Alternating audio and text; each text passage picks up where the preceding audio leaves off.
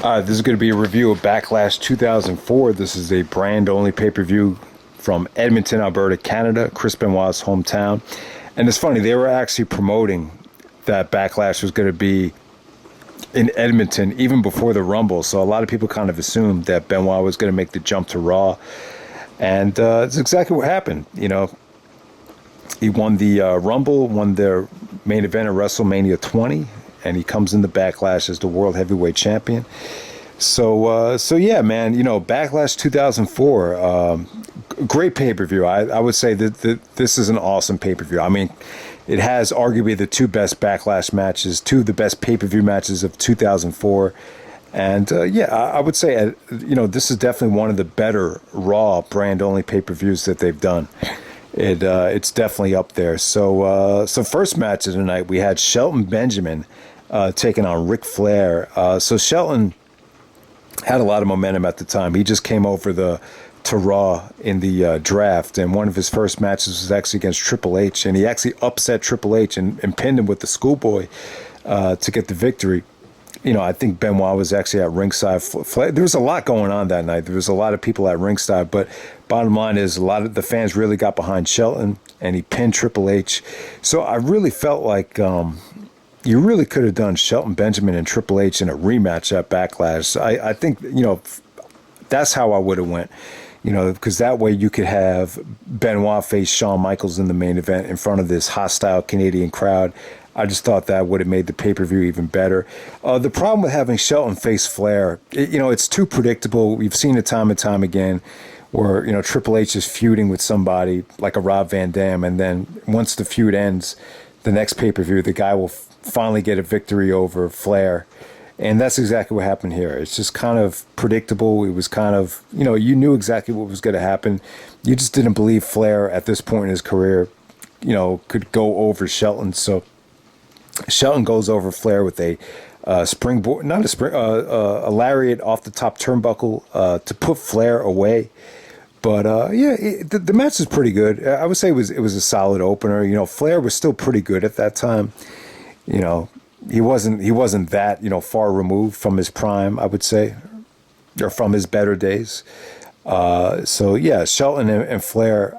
I don't know. Like I said, guys, I just would have went with, you know, I really thought Shelton and Triple H really had a lot of momentum at that time. I think a rematch at Backlash would have been, you know, really, really good stuff if they had done that in retrospect.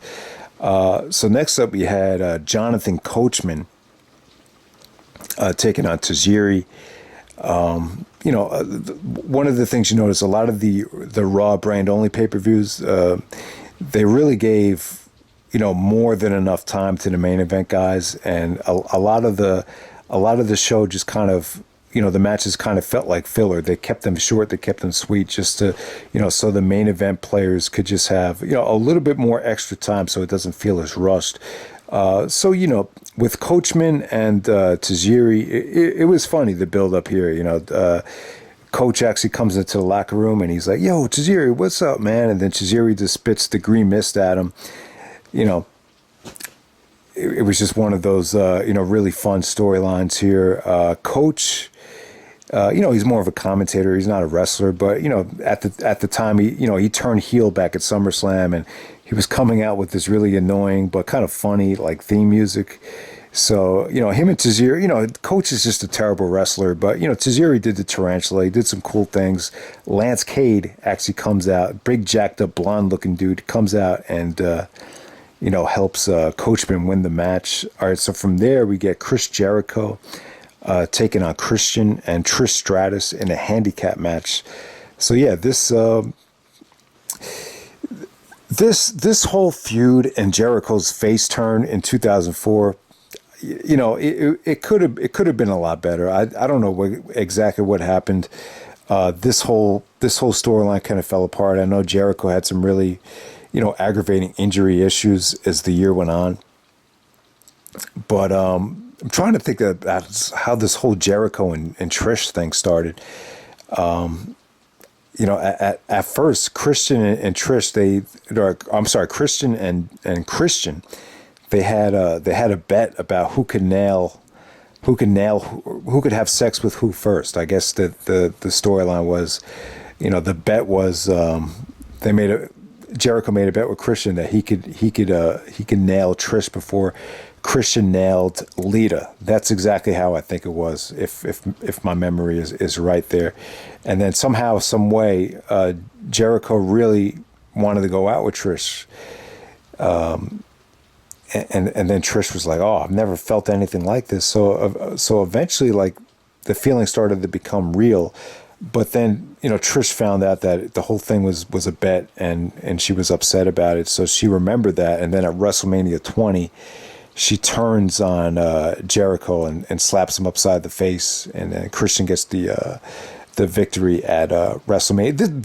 This was really kind of tough to follow, tough to remember exactly how this whole storyline played out. But to my recollection, Jericho wasn't officially a face until WrestleMania 20. Like that, he was a solidified babyface at that point.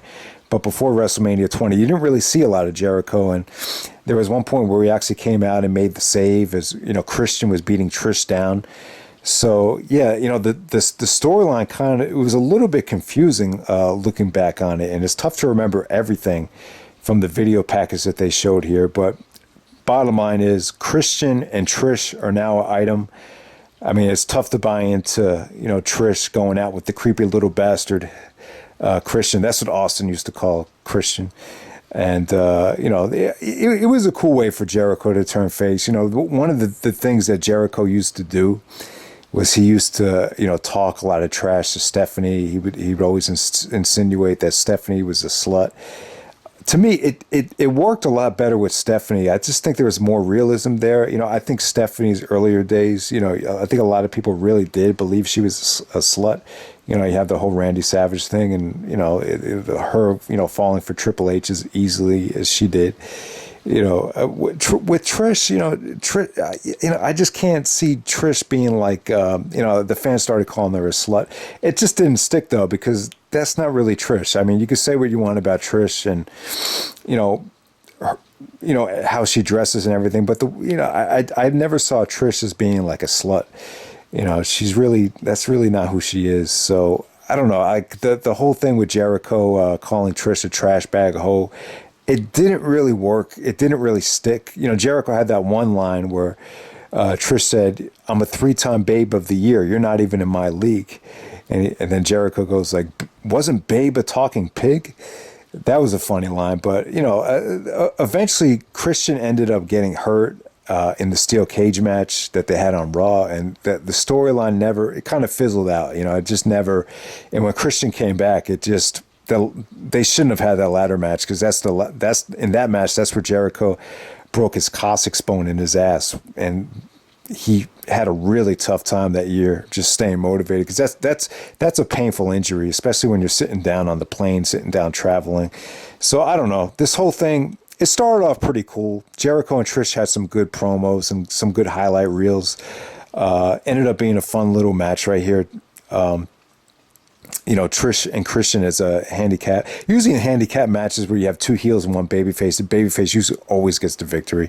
So Jericho actually won the match with the Insecurity. Fun little match. There's really not a lot to say about it, but I just feel like the WWE could have gotten a lot more out of this. But Christian's injury, I'll say that. I think Christian's injury in the summer of 2004 really prevented this from, reaching its potential. This could have been a SummerSlam, level main event if it was done, booked properly. And the other thing is, I really didn't see Christian and Trish as like a believable couple either. It wasn't bad. I mean, I thought it had potential. It never really got going, to be honest with you. All right, so next up we had Lita taking on Victoria in a women's matchup right here. And I believe this is for the women's championship. Victoria comes out with that theme that I can't remember the name of it, but she had a really, really cool theme on I watched it back on DVD, and DVD, I guess they didn't pay the rights to use it, so they used a different song. But that Voices, I think it's called Voices in My Head. That was a really, really, really good theme All right, so with this match right here, yeah, they both kind of struggled. It was a face versus face match, just a little bit too much feeling out in the beginning. Lita seemed a little nervous, and Lita just wasn't back in rhythm yet. She was out a long time. I remember she had a neck surgery after WrestleMania 18, and this might have been like one of her first matches back. I mean, she just looked a little rusty, and the whole dynamic of face versus face. I just feel like they struggled a little bit, and then I think it was Molly Holly and Gail Kim came out and beat both of them down. So yeah. So next up, you actually have Randy Orton taking on Mick Foley, aka Cactus Jack, in a street fight at Backlash here, and yeah, this was amazing stuff.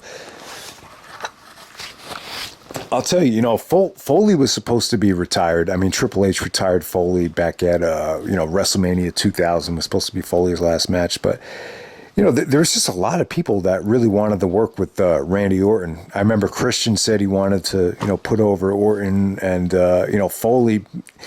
You got to give, a lot of people thought Orton had so much potential, and they were right. I mean, and Foley actually wanted to just put over Orton because that's just what he wanted to do because he saw so much in him. And this was built up really well. They did this great segment on Raw where Foley didn't want to fight him, and Orton just spit in his face, and a lot of people just thought that was something different. And Bischoff was raving about. I remember how well executed that was with Randy Orton spitting in Mick Foley's face.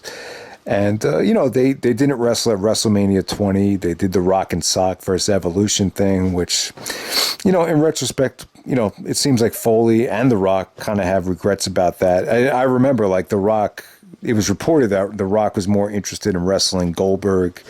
I think his first choice was actually Goldberg in the rematch, and, Macho Man, Hulk Hogan. Those are the names I was hearing. I really don't know if The Rock was really even interested in that tag match, but bottom line is that's what they wanted him to do. Foley, agreed to do the tag match as well. You could argue that Orton and Foley should have just been done at WrestleMania, and maybe it should have been, but they had the big street fight at Backlash and worked out really, really well. Foley actually trained really hard for this match. Like he must have lost like 100 pounds just training for this match. And I think Foley says now that like he feels like this is his best match ever. Like he thinks it's top the HBK and the Triple H matches. So that says a lot right there. But yeah, Orton really needed this match. I mean, when Orton had the reputation like he was a member of the Handsome Boy modeling school, like, he really needed this match to earn a lot of people's respect. The heat was definitely on. A lot of people just didn't like Randy Orton at first. But slowly but surely, he started to earn a lot of fans' respect. And even the next night on Raw, there was a lot of Randy chants because of his efforts in this match right here. So yeah, I mean, it was a great street fight. Foley cut some great promos and the video packaging about how he lost a lot of passion at WrestleMania 20. And so he was trying to watch the tapes back and see what was the difference between WrestleMania 20 and some of the hardcore matches that made him a legend. And he said it had nothing to do with the weapons. It was my eye. So that was a great promo there. And, they just, Foley brought out the, baseball bats with barbed wire, 2x4s with, barbed wire wrapped around it, and trash cans. He was actually going to light the baseball bat with barbed wire on fire, and the Bischoff comes out. He's like, Foley, and he threatened to bring out the fire marshal and that they'll stop the show. So I thought that really added to the match when Bischoff came out. I thought that was cool. Eventually you saw some flaming tables a couple years later at WrestleMania 22 when Foley took on Edge, but I guess at that point, it just seemed a little bit too dangerous. But yeah, man. But Orton took some really, really vicious, shots to the head here with the barbed wire. He was bleeding like crazy. It looked like they had they brought out this box and it looks like that the box that the delivery guy dropped off in the movie Seven, before Brad Pitt opens up the box, or Morgan Freeman opens up the box and sees, the wife of Brad Pitt. It looks like the same box, and in the box it's I don't know if they were going for the Seven analogy there, or the Seven, movie there, but in the box it was actually a whole bunch of thumbtacks. And yeah, when Orton tries to go for the RKO, Foley drops him onto the tacks. And yeah, I mean, Orton's selling was incredible. This is one of the most meaningful and most well done thumbtack spots ever. Orton actually said that, it took him like almost a year to recover from it. Like that's how bad it was. And even Flair looked like concerned after the match. He was trying to, get out all the thumbtacks. But I'll tell you, man, Foley looked great. He really trained hard for this match. The elbow drop off the top of the ramp was cool. Just everything. I think.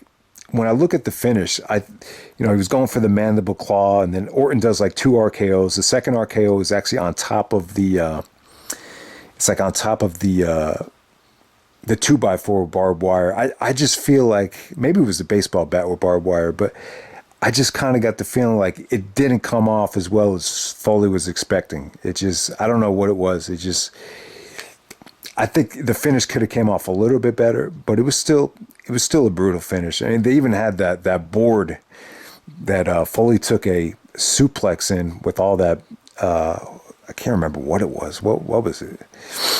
Yeah, I guess it was just even more barbed wire just stuck on a board. Just crazy stuff there. But yeah, man, the match came off really well. It did a lot for Randy Orton. The Intercontinental Championship was on the line. You could argue that no one could buy into Foley winning the IC title, but it really boosted the credibility of the IC title with a match like that. And you've seen how long Orton's carrying the belt. The match just came off really, really well. Okay, so from there you actually had La Resistance taking on the Hurricane and Rosey. Rosey's nickname was Shit, and Shit actually stands for Superhero in Training. So yeah, that was hilarious there. But this was the Rob Conway, Sylvain Grenier, La Resistance, and by this time they were stale as hell. Rene Dupree had that French tickler, which got over pretty well. But at this time, he has actually moved to SmackDown. I never gave a fuck about La Resistance. I've always felt like they were like your typical generic WWE formula tag team. Guys that look like bodybuilders, guys that go to developmental and, wrestle the WWE generic tag team style. Just never really got into it. It was actually Eugene actually came out in this match, just started like running the ropes. I couldn't stand Eugene. Just the character. I could not stand it. I thought it was insulting. I thought he took away, especially with the Benoit and Triple H storyline, he really took away from that storyline too. So yeah, you know how you feel about, you guys know how I feel about Eugene, but you saw him in this match really get in the way, which would be a sign of some bad things to come. All right, so next up, you actually had Edge taking on Kane. So Edge made his return to Raw after WrestleMania, and I think he came back the night after WrestleMania. And it was, for some reason, Bischoff was in the ring, and they showed Edge actually spear Bischoff. So Edge was like doing the spear on people in this comeback like it was the stunner. And I'll tell you, man, it just did not come off good at all. I mean, we talk about the forced, like everything Edge did, and when he came back was forced. Even that promo with Randy Orton the next night, greatest promo of all time. From I just think it's hilarious looking back on it. But yeah, the Edge promo on Orton, and even like these, he was like spearing guys like it was the stunner, and it just, I don't know. It wasn't like the fans hated him at first, but I just don't think like it was getting the reaction that they were expecting. So Edge even talked about. I remember Edge's first book. He actually wrote his first book before he even won the WWE Championship. The reason was that he was injured. They wanted him to write a book because there was so much downtime. He had a whole year to come back. So he talked about how tough it was to wrestle Kane in his first pay-per-view match back because he had a broken arm. So Edge is actually wearing like this reddish pinkish cast, and he has to wrestle Kane. At this time, Kane, he was already unmasked, and it was kind of, it just didn't have the same mystique behind it anymore. He had after the loss to the Undertaker at WrestleMania 20. You could definitely feel like pay-per-view by pay-per-view. Kane was getting more and more stale as time was going on. He was almost as stale as, eventually he would almost get as stale as he was when he still had the mask on. So, but yeah, him and Edge and Kane had a pretty, it was okay. It wasn't bad. The storyline was that Edge wasn't allowed to use the cast. He ended up using the cast anyway, hits Kane with the cast and spears, Edge spears Kane to get the pinfall there. Okay. And so the main event, we have the rematch. We got Chris Benoit taking on Triple H, taking on Shawn Michaels. All right, the funny thing about this is the go-home show on Raw, they do this spot where Benoit and Shawn are staring at each other, and then Triple H comes, from not underneath the ring, but, he's climbing on top of the ropes to get into the ring, and they're just doing a pose with Triple H in the middle. And I don't know, Triple H is trying to look jacked up. He's looking at both guys like this is the money shot. Then all of a sudden, like Michaels looks at the camera he starts he looks like he wants to crack up. So if anyone remembers that, that was actually a pretty funny, the last couple of seconds before the go home show ended, Michaels was just like hilarious there. Sometimes he just can't hold it in, Shawn Michaels, but yeah, the rematch in Edmonton. I don't know. I like I said, guys. I thought they missed a huge opportunity here. Because this is in Canada, because it's Benoit's hometown. I just think it should have been one-on-one with Shawn Michaels because Shawn Michaels is hated in Canada because he screwed Brett, because he fornicated with the Canadian flag. So it would have been amazing. I'll give it this. Triple H still got a lot of heat. He got really, really good heat. There was there was tons of asshole chants at Triple H. There was you screwed Brett chants relentlessly at Shawn Michaels. I don't even think he expected it to be this bad, but there's just a ton of you screwed Brett chants. But the match was good, man. I wouldn't say it's, very rarely would you see a triple threat rematch, but the reason they did it is because WrestleMania 20. Obviously, Triple H and Benoit, it just wasn't a good enough main event for WrestleMania 20. So you throw Shawn Michaels into the mix, because Shawn wants to have a big role at WrestleMania 20. This is WrestleMania 20. So you want to, deliver a quality main event. I do think, if you were to do Shawn versus The Rock, I think WrestleMania 20 would have been the time to make that happen.